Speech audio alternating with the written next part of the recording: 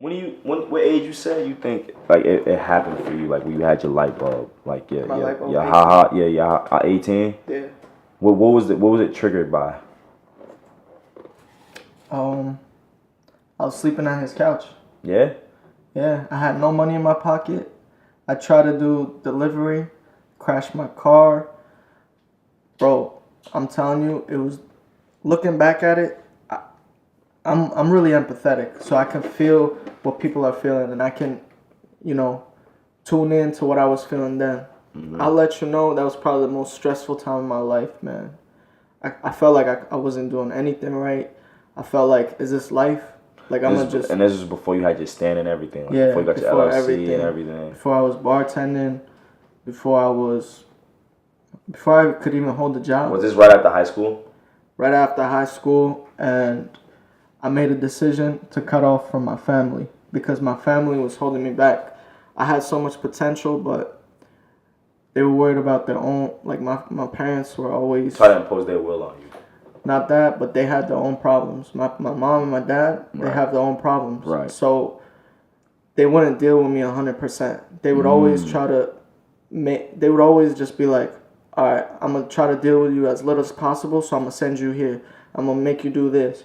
So they were just wasting my time with little shit so that I couldn't grow because they weren't caring about how I grew. They were just caring about Right. what they were going through. Right. So Right. I saw that it was like a negative space, and I knew what I wanted.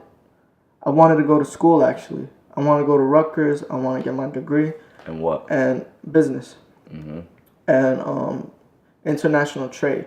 I want to be one of those stockbrokers. Because I was not going to lie, I was thinking materialistic before I was 18. I was always thinking materialistic.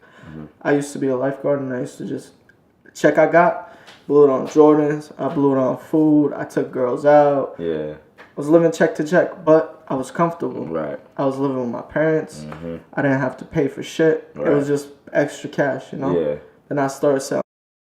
When I started selling drugs, I started getting real money. And when I started getting the real money, I've realized, like, you can entrepreneur. But I knew that wasn't the way. Because everybody that's made it, that's successful, they always tell you, selling, you're going to get shot, you're going to get locked up. People don't understand that, though. It happens. It's just a matter of time. Yep. I had a motorcycle, same style of story. I had a motorcycle, right? And I would drive it. And I was hot-headed. And everyone would tell me, like, be careful, motorcycles are dangerous. But, you know, people got to experience it for themselves. Right. So I'm going 120, and I'm looking down, and I'm thinking to myself, damn, this is bad. I could die any moment. I trip up, I fuck up, mess up. I could die any moment. Luckily, I think it was God, because I crashed.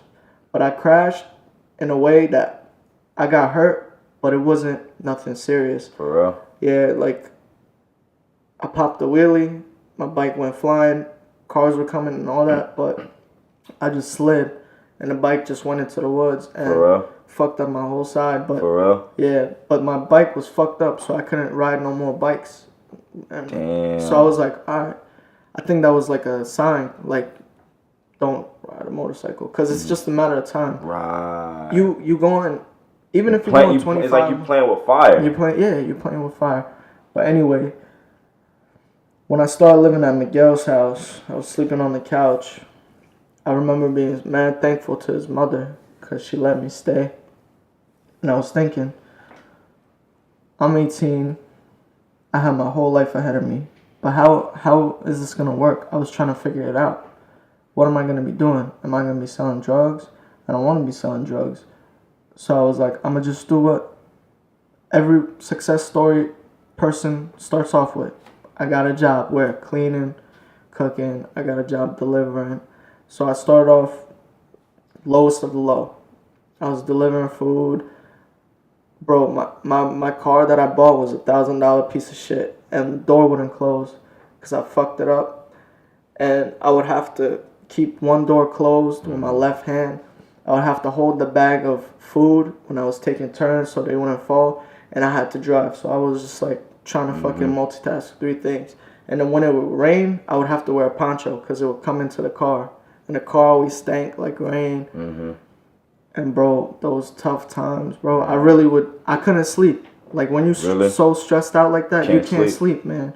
You just sitting there. Thinking about like, The TV's on, but you're not even paying attention to the TV. You think about, is this what life ends up being? And you're just alone. You're just working tirelessly and just staying up. So after like all of that, like what was that? Like when did the trigger happen? Were you home? Like where?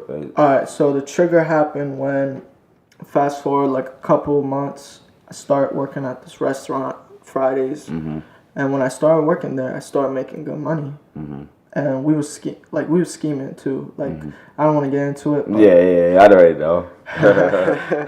So in that time of my life, I started seeing real money, real change, and I didn't know what to do with it. I didn't want to spend it because it clicked in my head that I wasn't knowledge at all with money and with investing, and I had to teach myself.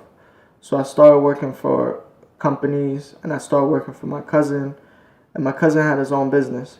So what I did was, one day out of the blue, I told Miguel, I said, "Yo, I'm leaving. I'm going to move out. I'm gonna try to do it on my own, because living in and not paying rent and living on a couch, you feel comfortable. You could sleep on that couch your whole life." Right. So I said, "Fuck it. I'm gonna spend an extra $600 a month." You got out of your comfort zone, Yeah. which is good. I didn't know how to swim. I just jumped in the water. Right. Figured That's out what. after That's that. what me and my, Ray. Yeah. That was, we call that jumping in the wave, the wave pool. We call it the wave pool. You ever go to Donny Park or something like that?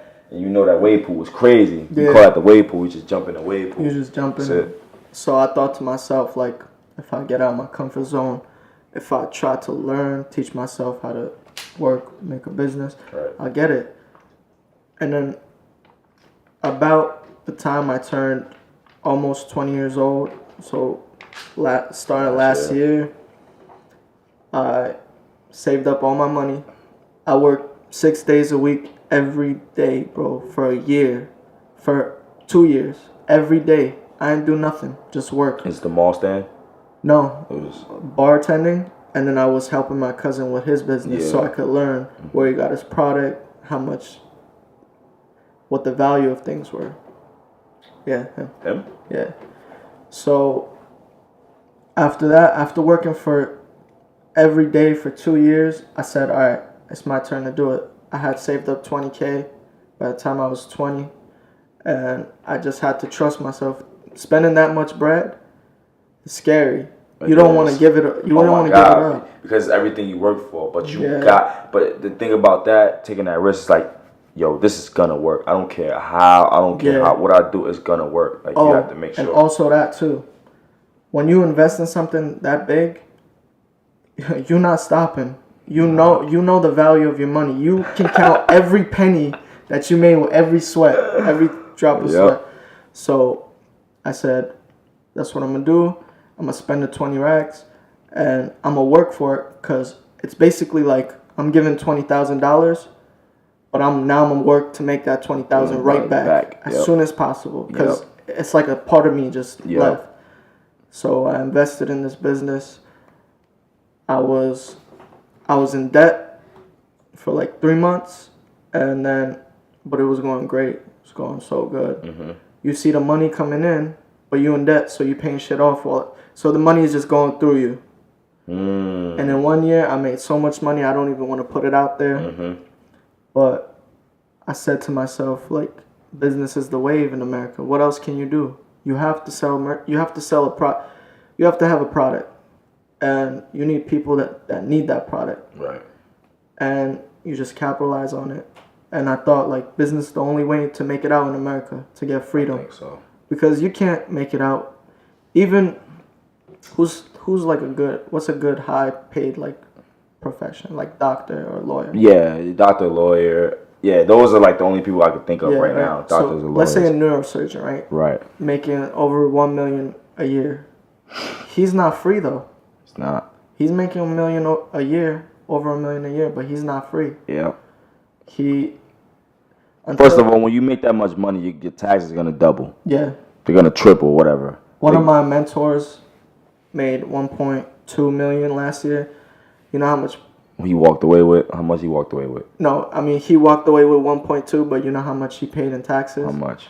So it's 1.2 is after taxes. Okay. But he paid like a little bit more than $250,000 in taxes. $250,000 in taxes, bro. People don't even make that their life. That's crazy. Damn. That's goals right there, though. You're trying to make that much. Yeah. You know, what I like about this is that we're young still, so we're still learning. Like, I'm glad I'm so, like... Oh, we're so young, bro. We're young, man. Like, compared to other people, you ask a lot of 4-year-old, 30-year-olds that they wish they had time. You know what they tell you? They tell you, I wish I was your age because I would have started then. Exactly. Because a lot of people don't know this, but a lot of successful people, that light bulb clicks when they're like young. 30. Yeah, it does. Like a lot of success. Wow, you're right. Because a lot of actors too, they make it when they're 30 and stuff like that. 40. Like Gary Vee. It's 2 Chainz is old. He's like 40, I think. But Gary Vee, 43. He didn't get famous until like 5 years ago or something like that. Like it's crazy, man. He's working at his father's wine shop for like all his life, basically, all his 20s and stuff. But when that shit clicks, it clicks. You know what they told me? You know what my mentor told me? All you need is 10 years. 10 years to make all the money, just be filthy rich, and then another 10 years to build an empire. And when I mean build an empire, that means your children's are eaten. If you die, you can have a portrait in your hallway, and they're gonna know who your last name is gonna be permanent. I agree with that. And that's that sort of radio pop. Yeah, you're gonna have the Speedy Shepherd thing. I got the flash on right now. You know what I'm saying? But it's okay. Yeah. It's hard, man. We out here. Life is Speedy. Meet Sorta Radio. My man's right here. I'm so thankful for this guy right here, man. He put me on to a lot of knowledge, a lot of people, a lot of wisdom. Great person, great energy, business minded. Love this dude, man. So just always remember, man, life is Speedy. So go, and it's Sorta Radio. We out. You know what I'm saying? Tune in. Subscribe to the description down below. You got everything: Instagram, YouTube, Twitter, Snapchat, all of that. Add us, really. You'll see it down there. So, Life is Speedy. We out. So go. Let's get it. Sorta Radio.